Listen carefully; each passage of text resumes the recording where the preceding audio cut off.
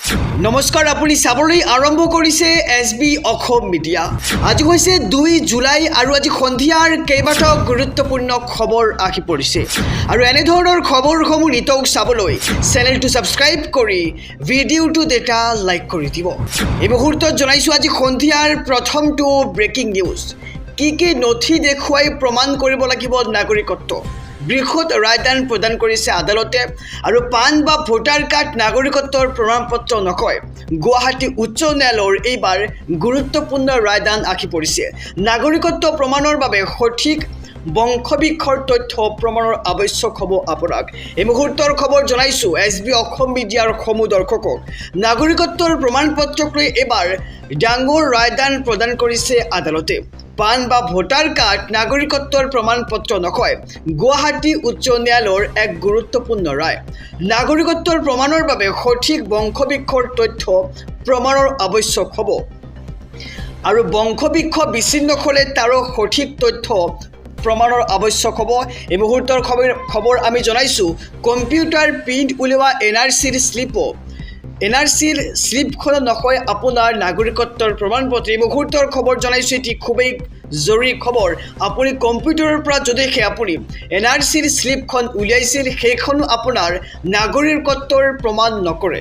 নাগৰিকত্ব প্ৰমাণৰ বাবে সঠিক বংশবিষৰ তথ্য প্ৰমাণৰ আৱশ্যক হ'ব আৰু বংশবিষ বিচ্ছিন্ন হ'লে তাৰো সঠিক তথ্য প্ৰমাণৰ আৱশ্যক। আৰু এগৰাকী লোকক বিদেশী ঘোষণা কৰা ৰায়ৰ প্ৰত্যাখ্যানৰ গোচৰত এই ৰায় প্ৰদান কৰা হৈছে আৰু নাগৰিকত্ব প্ৰমাণ পত্ৰক লৈ ডাঙৰ ৰায়দান এইবাৰ আদালতৰ। পান বা ভোটাৰ কাৰ্ড নাগৰিকত্বৰ প্ৰমাণপত্ৰ নকয় আৰু গুৱাহাটী উচ্চ ন্যায়ালয়ৰ এই গুৰুত্বপূৰ্ণ ৰায়দান। সমগ্ৰ ৰাজ্যবাসীক জনাইছোঁ সন্ধিয়াৰ আৰু এটি ব্ৰেকিং নিউজ ডাঙৰ খবৰ।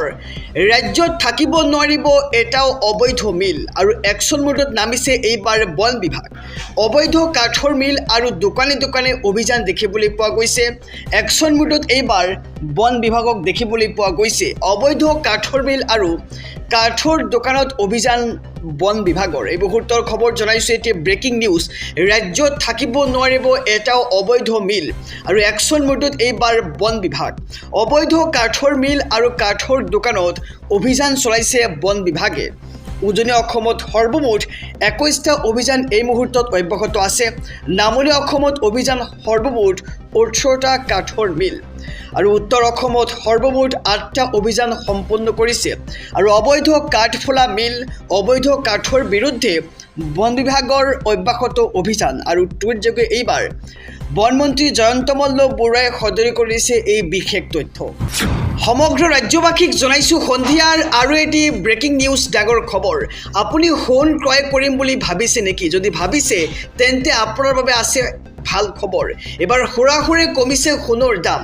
মুঠ 50,000 টকা পৰ্যন্ত হ্ৰাস পাইছে সোণৰ দাম আৰু সোণ ক্ৰয় কৰিব বিচৰা সকলৰ বাবে আহি পৰিছে ভাল খবৰ। পুনৰ হুৰাহুৰে কমিছে এইবাৰ সোণৰ দাম। প্ৰতি 10 গ্ৰাম সোণত হ্ৰাস পালে 2,000 টকা। এই মুহূৰ্তৰ খবৰ জনাইছোঁ এটি ভাল খবৰ সমগ্ৰ দেশবাসীৰ বাবে। সোণ ক্ৰয় কৰিব বিচৰা সকলৰ বাবে আহি পৰিছে ভাল খবৰ। পুনৰ হুৰাহুৰে কমিছে এইবাৰ সোণৰ দাম। প্ৰতি 10 গ্ৰাম সোণত হ্ৰাস পালে 2,000 টকা আৰু প্ৰতি 10 গ্ৰামত 1,42,546 টকা আছিল আৰু চলিত বৰ্ষৰ সৰ্বোচ্চ সোণৰ দাম হৈছিল 1,92,991 টকা আৰু এতিয়ালৈকে 50,000 টকা পৰ্যন্ত হ্ৰাস পাইছে সোণৰ দাম আৰু ভাৰতীয় বজাৰত সোণৰ চাহিদা 70% হ্ৰাস হৈছে। চৰকাৰে সোণৰ ওপৰত 6ৰ পৰা 15% শুল্ক বৃদ্ধিৰ পাছতে হ্ৰাসৰ চাহিদা আহি পৰিছে আৰু প্ৰধানমন্ত্ৰীয়ে নাগৰিকক এবছৰলৈ সোণ ক্ৰয় নকৰিবলৈ কৈছিল আৰু এই আহ্বানৰ পাছতে এইবাৰ মন্থৰ হৈছে সোণৰ চাহিদা আৰু এই আহ্বানৰ পাছতে মন্থৰ হৈছে সোণৰ চাহিদা। সোণ ক্ৰয় কৰাৰ বিপৰীতে বহু পৰিয়ালে বিক্ৰী কৰিবলৈ ওলাইছে সোণ আৰু সোণৰ বিপৰীতে বৃদ্ধি পাইছে এইবাৰ ৰূপৰো দাম। 24 কেৰেট 1 গ্ৰামৰ সোণৰ দাম 190 টকালৈ হ্ৰাস হৈছে আৰু 100 গ্ৰাম সোণত হ্ৰাস পালে 19,000 টকা আৰু সোণ ক্ৰয় কৰিব বিচৰা সকলৰ বাবে আহি পৰিছে ভাল খবৰ, কিয়নো এইবাৰ প্ৰতি 10 গ্ৰাম সোণত হ্ৰাস পালে 2,000 টকা। এই মুহূৰ্তত জনাইছোঁ আৰু এটি ব্ৰেকিং নিউজ ডাঙৰ খবৰ পতন হ'ব নেকি বিজয় থালাপতিৰ চৰকাৰ টিভিকেৰ বিধায়কক 50 কোটিৰ প্ৰলোভন আৰু বিজয় থালাপতি চৰকাৰৰ পতন ঘটাবলৈ 50 কোটি টকাৰ প্ৰলোভন দেখুওৱা হৈছে আৰু 15 জন বিধায়কক অফাৰ দিছিল 50 কোটি টকা আৰু বিজয় থালাপতিৰ চৰকাৰ ভাঙিবলৈ কৰিব বিচাৰিছিল বিধায়কৰ কেনাবেচা এই মুহূৰ্তৰ খবৰ জনাইছোঁ এটি ব্ৰেকিং নিউজ বিজয় থালাপতি চৰকাৰৰ পতন ঘটাবলৈ 50 কোটি টকাৰ প্ৰলোভন দেখুওৱা হৈছে আৰু 15 জন বিধায়কক অফাৰ দিছিল 50 কোটি টকা বিজয় থালাপতিৰ চৰকাৰ ভাঙিবলৈ কৰিব বিচাৰিছিল বিধায়কৰ কিনাবেচা আৰু থালাপতিৰ বিধায়কৰ সংখ্যা হ্ৰাস কৰি পতন ঘটাব বিচাৰিছিল চৰকাৰখনৰ আৰু বিৰোধী দল ডিএমকেৰ শীৰ্ষ নেতাই এই প্ৰলোভন দিয়াৰ অভিযোগ উত্থাপন কৰা হৈছে এই মুহূৰ্তৰ খবৰ আমি জনাইছোঁ টিভিকেৰ বহু বিধায়কক যোগাযোগ কৰি ডিএমকে দিছিল কোটি কোটি টকাৰ প্ৰস্তাৱ আৰু অভিযোগ মতে পূৰ্বৰ মুখ্যমন্ত্ৰী এম.কে. ষ্টেলিন আৰু তেওঁৰ পুত্ৰৰ নিৰ্দেশত ৰচা হৈছিল এই ষড়যন্ত্ৰ ঘটনাৰ সন্দৰ্ভত ইতিমধ্যে আৰক্ষীয়ে গ্ৰেপ্তাৰ কৰিছে 3 জন লোকক আৰু হিৰুনা ভুক্কাৰছু নামৰ এজন লোকে দিছিল ধনৰ প্ৰস্তাৱ নাকচ কৰাৰ বাবে বিধায়কক প্ৰদান কৰা হৈছিল ভাবুকি আৰু বিধায়ক এন ইলায়াৰাজাৰ এফআইআৰ ভিত্তিত গ্ৰেপ্তাৰ কৰা হৈছিল 3 জনক আমি এই মুহূৰ্তৰ খবৰ জনাইছোঁ বিজয় থালাপতিৰ চৰকাৰ ভাঙিবলৈ কৰিব বিচাৰিছিল বিধায়কৰ কেনাবেচা আৰু 15 জন বিধায়কক অফাৰ দিছিল 50 কোটি টকা আৰু বিজয় থালাপতি চৰকাৰৰ পতন ঘটাবলৈ 50 কোটি টকাৰ প্ৰলোভন দেখুওৱা হৈছে সমগ্ৰ ৰাজ্যবাসীক জনাইছোঁ আৰু এটি ব্ৰেকিং নিউজ ডাঙৰ খবৰ ব্যৱসায়ীসকলক বান্ধি দিয়া হৈছে 7 দিনৰ সময়সীমা ৰাষ্ট্ৰীয় ঘাইপথৰ কাষত চলিব এতিয়া বৃহৎ উচ্ছেদ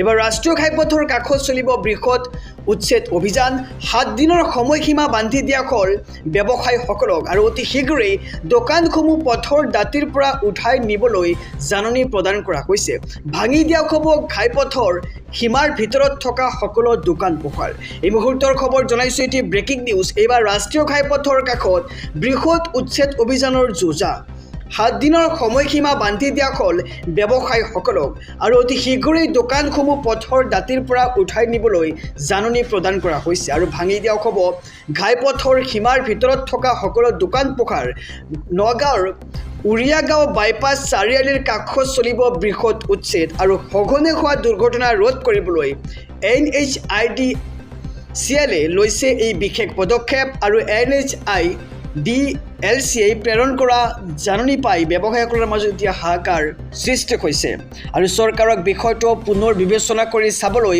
অনুৰোধ ক্ষুদ্ৰ ব্যৱসায়ীসকলৰ জনাইছোঁ আৰু এটি ব্ৰেকিং নিউজ ডাঙৰ খবৰ ইউনুছ তামুলীৰ বিৰুদ্ধে জাঙুৰ খাই উঠিছে উজনিৰ মহিলা সংগঠন নাৰী সমাজক চূড়ান্ত অপমান কৰা ইউনুছ তামুলীক গ্ৰেপ্তাৰ কৰাৰ দাবী জনাইছে মহিলা সংগঠনে আৰু ইউনুছ তামুলীৰ বিৰুদ্ধে এইবাৰ গৰজি উঠিছে উজনিৰ মহিলা সংগঠন তথাকথিত সংগঠনৰ নেতা ইউনুছ তামুলীৰ বিৰুদ্ধে নাৰী সমাজক চূড়ান্ত অপমান কৰাৰ অভিযোগ উত্থাপন হৈছে আৰু শিৱসাগৰত ইউনুছ তামুলীৰ বিৰুদ্ধে জাগৃতি নাৰী সমাজে দাখিল কৰিলে এজাহাৰ এই মুহূৰ্তৰ খবৰ জনাইছোঁ SB অসম মিডিয়াৰ সবু দৰ্শকক ইউনুছ তামুলীৰ বিৰুদ্ধে গৰজি উঠিল উজনিৰ মহিলা সংগঠন তথাকথিত সংগঠনৰ নেতা ইউনুছ তামুলীৰ বিৰুদ্ধে নাৰী সমাজক চূড়ান্ত অপমান কৰাৰ অভিযোগ উত্থাপন কৰা হৈছে শিৱসাগৰত ইউনুছ তামুলীৰ বিৰুদ্ধে জাগৃতি নাৰী সমাজে দাখিল কৰিলে এজাহাৰ আৰু সামাজিক মাধ্যমত নাৰী সমাজক লক্ষ্য কৰি বিৰূপ মন্তব্য কৰিছিল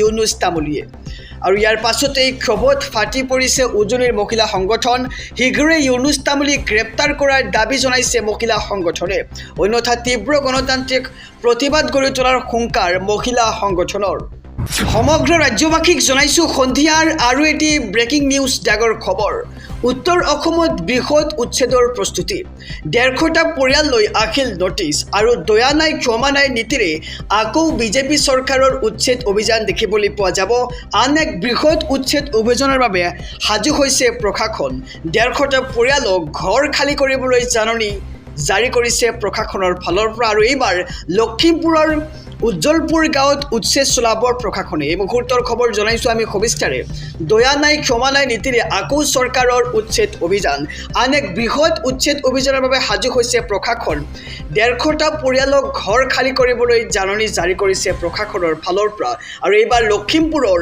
উজ্জ্বলপুৰ গাঁৱত উচ্ছেদ চলাব প্ৰশাসনে আৰু প্ৰশাসনে 15 দিনৰ সময়সীমা বান্ধি দিছে পৰিয়ালকেইটাক নকাৰী মৌজাৰ বালিজানৰ অঞ্চলত সন্দেহজনক লোকৰ দখল আৰু মৰিয়া সম্প্ৰদায়ৰ 150টা পৰিয়ালে দাখিল কৰি থকাৰ অভিযোগ উত্থাপন কৰা হৈছে আৰু ঘটনাস্থলীত আছে বিজেপিৰ গাঁও পঞ্চায়তৰ সদস্যৰ ঘৰ আৰু উজ্জ্বলপুৰ পঞ্চায়তৰ সদস্য ৰুবুল ৰহমান মৰিয়াৰ ঘৰ খালী কৰাৰ নিৰ্দেশ